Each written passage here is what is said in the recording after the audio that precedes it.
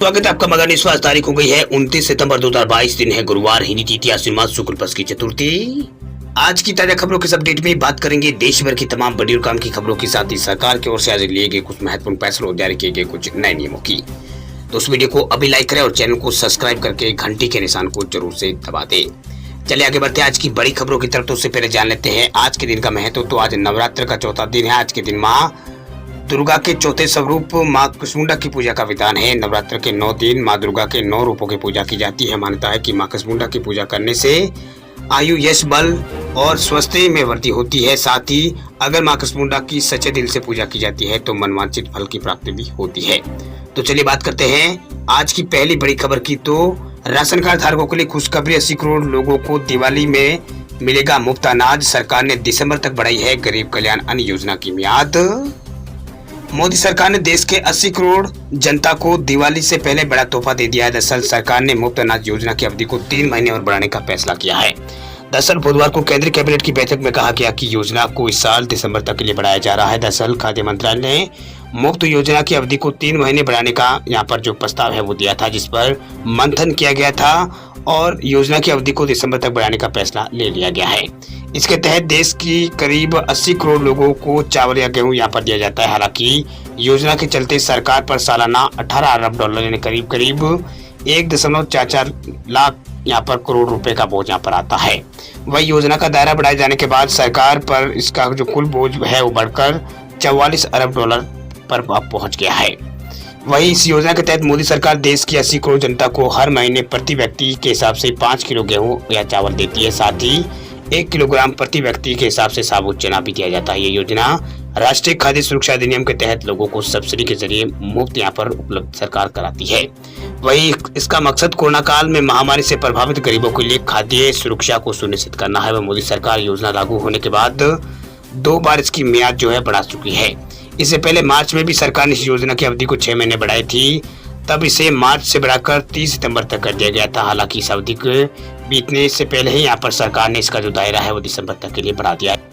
बात करते हैं अगली खबर की। तो केंद्रीय कर्मचारियों को दिवाली से पहले बड़ा तोहफा, सरकार ने 4% बढ़ाया है डीए।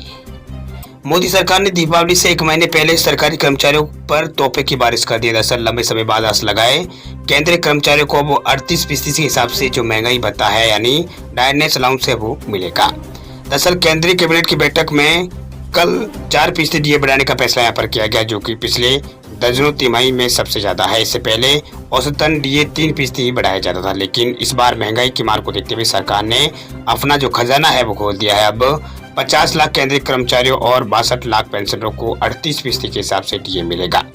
वही डीए की बड़ी भी जो रकम है इसी साल जुलाई से मान्य होगी और कर्मचारियों को पिछले महीने का जो अरियर है वो भी यहाँ पर दिया जाएगा। वही केंद्रीय कैबिनेट ने मार्च में 7वें वेतन आयोग के तहत महंगाई भत्ते यानी डीए में 3% की वृद्धि को मंजूरी दी थी। इस प्रकार डीए को कुल वेतन का 34% कर दिया गया है।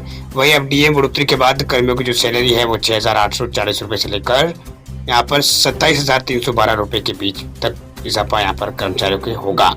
वही केंद्र सरकार के कर्मचारियों को महंगाई भत्ता दिया जाता है, जबकि पेंशनरों को डीआर दिया जाता है। वह सरकार ने इस साल मार्च में डीए को संशोधित किया था, जब 3% बढ़ाकर कर्मचारियों के मूल वेतन का 34% किया था।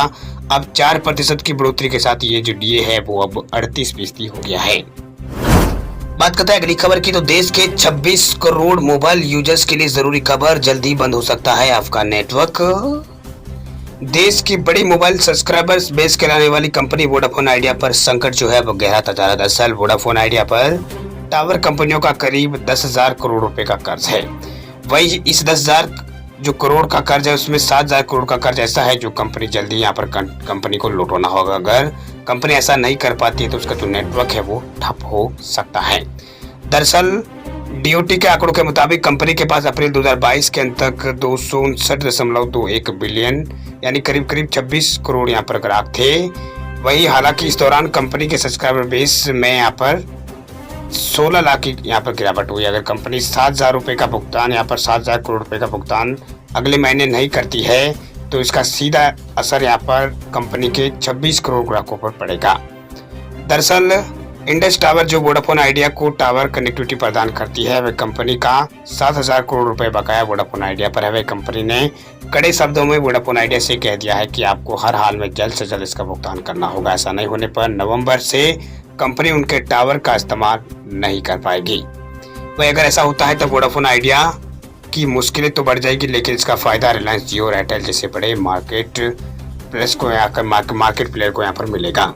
लेकिन सवाल इन 26 करोड़ ग्राहकों का है जो वोडाफोन आइडिया का नेटवर्क इस्तेमाल करते हैं। उन्हें मोबाइल इस्तेमाल करने के लिए दूसरी कंपनी के नेटवर्क पर शिफ्ट होना पड़ेगा। बात करते हैं अगली खबर की, तो रेल यात्रियों के लिए खुशखबरी, अब ट्रेन में मिलेगी स्पेशल व्रत थाली। नवरात्र में आईआरसीटीसी ने शुरू की है नई सर्विस। नवरात्र के अवसर पर आईआरसीटीसी ने एक नई सुविधा शुरू की है। दरअसल इस सुविधा में ट्रेन में जो व्रत रखने वाले यात्री हैं, निवर्तियों को व्रत स्पेशल थाली मुहैया कराई जाएगी। वह नवरात्रि में उपवास करने वाले यात्री ट्रेन में स्पेशल थाली का आनंद ले सकेंगे। दरअसल जो Indian railway catering and tourism corporation है यानी आईआरसीटीसी, उसने ट्रेन यात्रियों के लिए ये सर्विस है जो शुरू की है। इसमें यात्रियों को सफर के दौरान बिना लहसुन प्याज वाला खाना दिया जाएगा।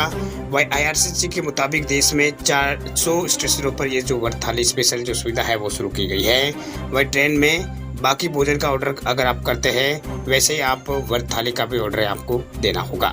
दरअसल आईआरसीटीसी की व्रत थाली में यात्रियों को साबूदाने की खिचड़ी, इसके अलावा कुट्टू के आटे की चपाती और उबले आलू की सब्जी और इसके अलावा साबूदाने का पकौड़ा यहाँ पर दिया जाएगा। वही थाली से पहले स्टार्टर देने की सुविधा भी यहाँ पर इसमें दी जा रही है। वह स्टार्टर में आलू चिप और साबूदाना की टिक्की यहाँ पर दी जा रही है। ये सभी व्यंजन नवरात्र और उपवास के मुताबिक होंगे।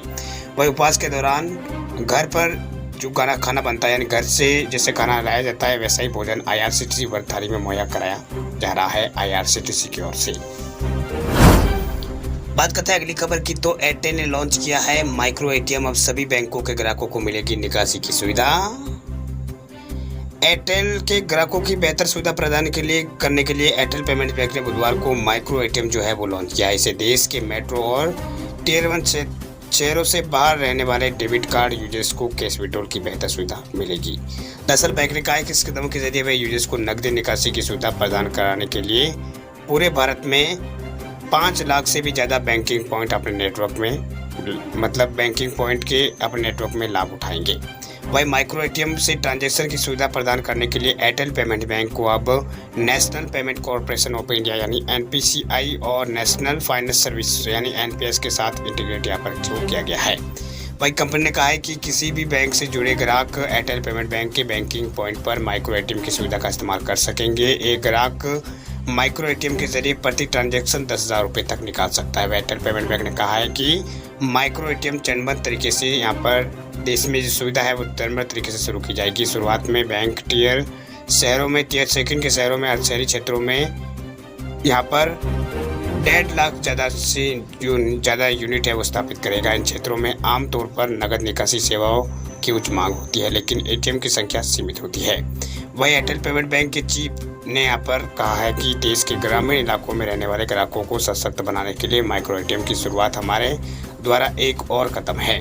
वह ये बैंक द्वारा लॉन्च किया गया पहला उपकरण है और इसे लेकर हम उत्साहित हैं, क्योंकि यहाँ पर हम डेबिट कार्ड का उपयोग करने वाले किसी भी बैंक के ग्राहकों को सेवा प्रदान करने की अनुमति देते हैं। बात करते हैं अगली खबर की, तो मुंबई में महंगा हुआ है ऑटो और टैक्सी में सफर करना, न्यूनतम किराए में हुई है बढ़ोतरी।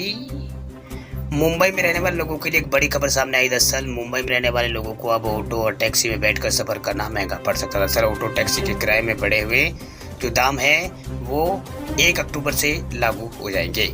दरअसल नई दरें लागू होने के बाद मुंबई और उसके आसपास के इलाकों में घूमने वाले काले पीली टैक्सी के मिनिमम चार्ज जो है 28 रुपये और ऑटो रिक्शा का मिनिमम चार्ज जो है वो 23 रुपये हो जाएगा। बता दें आपको कि सरकार की ओर से ऑटो और टैक्सी के बेस किराए में 2 रुपये और 3 रुपये की बढ़ोतरी यहाँ पर की गई है। वह Mumbai metropolitan region transport authority यानी MMRTA ने बढ़े हुए दाम 1 अक्टूबर से लागू करने का फैसला किया है।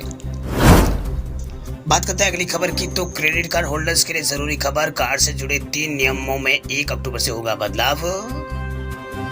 देश में क्रेडिट और डेबिट कार्ड होल्डर्स की संख्या तेजी से बढ़ रही है। क्रेडिट कार्ड के जरिए शॉपिंग करने पर आपको कई तरह की सुविधाएं मिलती है। आजकल ज्यादातर कंपनियां क्रेडिट कार्ड पर भारी डिस्काउंट और कैशबैक ऑफर कर रही है, लेकिन कई बार क्रेडिट कार्ड के कारण लोग कर्ज के जाल में फंस जाते हैं और फ्रॉड का शिकार भी हो जाते हैं।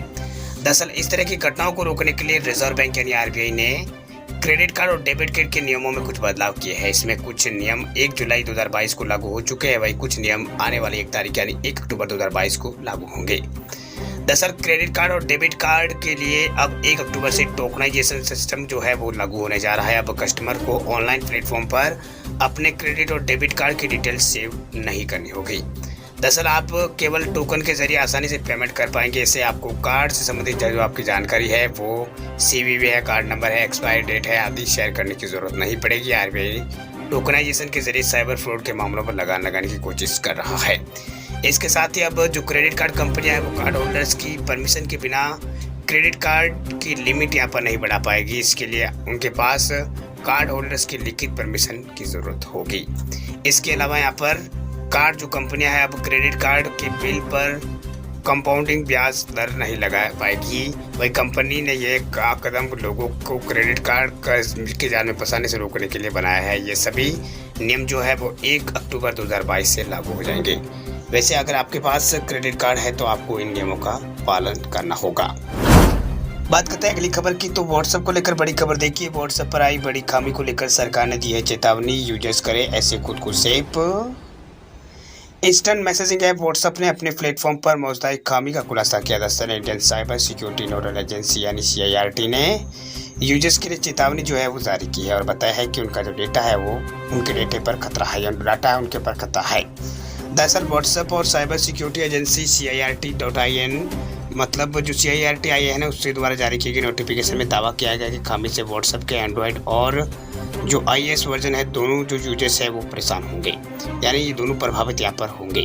दरअसल सरकारी एजेंसी का दावा है कि व्हाट्सएप में कई खामियों की जानकारी यहाँ पर दी गई है, जिसका फ़ायदा रिमोट हमलावर टारगेट सिस्टम को पर मनमाना कोड को सेटअप करने के लिए उठा सकते हैं। वह एजेंसी का दावा है कि व्हाट्सएप में ये बग इंटीजर ओवरफ्लो की वजह से है, जिसका मतलब ये हुआ कि कोई भी व्यक्ति वीडियो कॉल के जरिए रिमोट कोड यहाँ पर डाल सकता है।